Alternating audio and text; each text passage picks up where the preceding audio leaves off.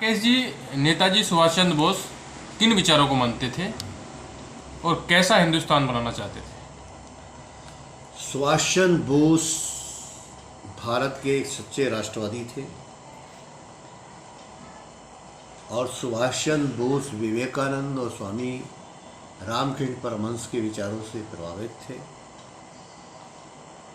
अरविंद, जिन्होंने बंगाल के अंदर विवेकानंद के विचारों को आगे बढ़ाते हुए स्वतंत्रता और वंदे मातरम की बात कही, और इन सारे विचारों को और भी आगे बढ़ाते हुए देशबंधु चैतन्य दास, जिन्होंने राजनीतिक चेतना की बात की, संघीय समाज की बात की,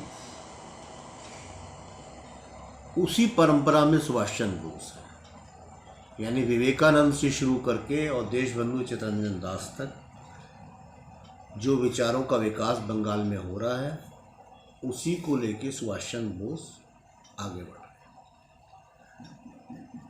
सुभाष चंद्र बोस, हम जानते हैं कि आईएएस की परीक्षा उत्तीर्ण करी, बहुत विद्वान थे, इसलिए दर्शन के स्तर पे भी सोचते थे और दर्शन के स्तर पे भी उन्होंने ये बात साफ कही कि वो विवेकानंद के इस बात से पूर्णतः सहमत है कि प्रत्येक विचारधारा में सत्य के कुछ न कुछ तथ्य होते हैं और आंशिक सत्य से उच्चतर सत्य की ओर निरंतर विकास किया जाता है।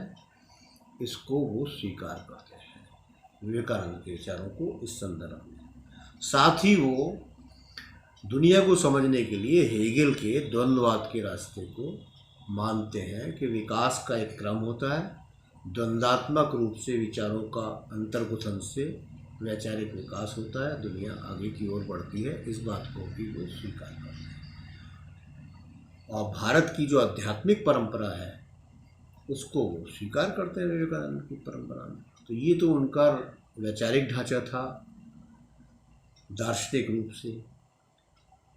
अब जो उनका विश्लेषण था भारत के बारे में, वो विश्लेषण उनका ये था कि भारत में साम्राज्यवाद के चुंगल में है, अंग्रेजों ने इसे उपनिवेश बना रखा है, इसके खिलाफ भारतीय राष्ट्रवाद की लड़ाई हमें लड़नी चाहिए। और वो मानते थे कि भारत पे अंग्रेज शासन करने के लिए हिंदू मुस्लिम के भेदभाव का इस्तेमाल कर रहे हैं 1757 के बाद से ही, और जब इनका ये कार्ड नहीं चल रहा तो उसके बाद इन्होंने 1918 से जाति का क्वेश्चन उठा लिया और दलित जाति के हितैषी बन के आ गए, जाति के झगड़े लगा रहे हैं। और 1935 के चुनाव में जब इन्हें साफ हो गया कि इससे भी काम नहीं चल रहा, भारतीय राष्ट्रवाद मौजूद है भारत की जनता के मौजूद, तो उन्होंने श्रीलंका और बर्मा की तरह पाकिस्तान रूपी एक नए राष्ट्र का निर्माण करना और भारतीयों को आपस में लड़ने की साजिश अंग्रेज रच रहे हैं। तो अंग्रेज़ों पे पैनी निगाह रखते हुए वो एक सच्चे राष्ट्रवादी के रूप में अंग्रेज़ों की इन नीतियों की खिलाफत करते हुए आगे बढ़ते हैं। और उनके इस राष्ट्रवाद की झलक हमें तब भी दिखती है जब वो आज़ाद हिंद फौज के निर्माण के वक्त जब रंगून में है तो बहादुर शाह जफ़र की कब्र पे जाते हैं और कहते हैं कि आज़ाद हिंदुस्तान का अंतिम शहंशाह का पवित्र स्मारक है ये, जिसके झंडे के नीचे सभी देशवासी एकत्रित हुए, हिंदू मुसलमान और सिख सब मिलकर लड़े अंग्रेज़ों के खिलाफ। तो ये सम्मान देना, और बहादुर शाह जफ़र का जो प्रसिद्ध शेर है कि तख्ते लंदन तक चलेगी तेग हिंदुस्तान की, तो जब तक गाजियों में बू रहेगी ईमान की, तो इस शेर को भी वो गुनगुनाते हैं वहाँ पे रंगून में और लोगों से कहते हैं कि जब तक हम लोग जिंदा रहेंगे लंदन से हमारी लड़ाई चलती रहेगी। तो सुभाष चंद्र बोस एक राष्ट्रवादी के रूप में अपने आप को प्रस्तुत करते हैं। वामपंथियों से भी उनका ये मतभेद रहता है हमेशा कि वो कहते हैं कि समाजवाद की बात की है, पहली बात राष्ट्रवाद की बात है, और वर्तमान ही में वामपंथ का विरोध है उनकी दृष्टि में साम्राज्यवाद का विरोध। तो स्वतंत्रता की प्राप्ति के बाद उनका मानना है कि जब हम स्वतंत्र हो जाएंगे तो उसके बाद हम कोशिश करेंगे कि समाजवाद की स्थापना। जहाँ तक कैसा हिंदुस्तान बनाना चाहते थे, इसके लिए उन्होंने फॉरवर्ड ब्लॉक में साफ तौर पे अपने घोषणा पत्र में लिख दिया था कि साम्राज्यवाद के विरोध में संघर्ष करने के लिए फॉरवर्ड ब्लॉक की स्थापना हुई है। यानी स्वतंत्र हिंदुस्तान बनाना फॉरवर्ड ब्लॉक का पहला लक्ष्य है, साम्राज्यवाद का संपूर्ण नाश। दूसरा, समाजवादी राज्य की स्थापना। यानी समाजवादी राज्य की स्थापना की बात करते हैं। उत्पादन और वितरण पर समाजवादी नियंत्रण की बात करते हैं। उत्पादन और वितरण पे समाजवादी नियंत्रण की बात कह के वो ये साबित कर देते हैं कि वो समाजवाद के पैरोकार हैं। प्रत्येक व्यक्ति के समान अधिकार की बात करते हैं, धार्मिक स्वतंत्रता की बात करते हैं।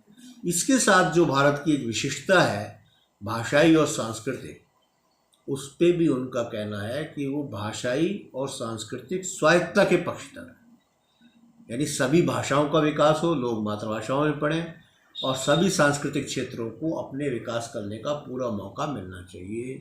सामाजिक न्याय की स्थापना की बात भी करते हैं, यानी सभी जातिगत असमानताएं दूर होनी चाहिए, हर तरह की असमानता दूर होनी चाहिए। ये सुभाष चंद्र बोस के सपने का हिंदुस्तान था, जो अगर उनकी पार्टी फॉरवर्ड ब्लॉक इस देश को आज़ाद कराती या उनकी आज़ाद हिंद फौज इस देश को आज़ाद कराती तो इस तरह का हिंदुस्तान वो बनाते। सुभाष चंद्र बोस के बारे में ज़्यादातर छवि बना दी गई है कि जैसे वो तानाशाही हिंदुस्तान में ला के और हिंदुस्तान को पूरा एक डंडे से सही करते। ये छवि दक्षिणपंथियों ने उनकी बनाई है, वो गलत है। वामपंथियों ने उनकी छवि बना दी है फासिस्ट की, वो भी छवि गलत है। सुभाष चंद्र बोस एक सच्चे वामपंथी थे। सुभाष चंद्र बोस एक सच्चे भारतीय थे जो विवेकानंद के विचारों में आस्था रखते थे और भारत की आध्यात्मिक परंपरा में आस्था रखते थे और भारतीय राष्ट्र के विकास के लिए भारत की सभी संस्कृतियों की उन्नति में विश्वास रखते थे।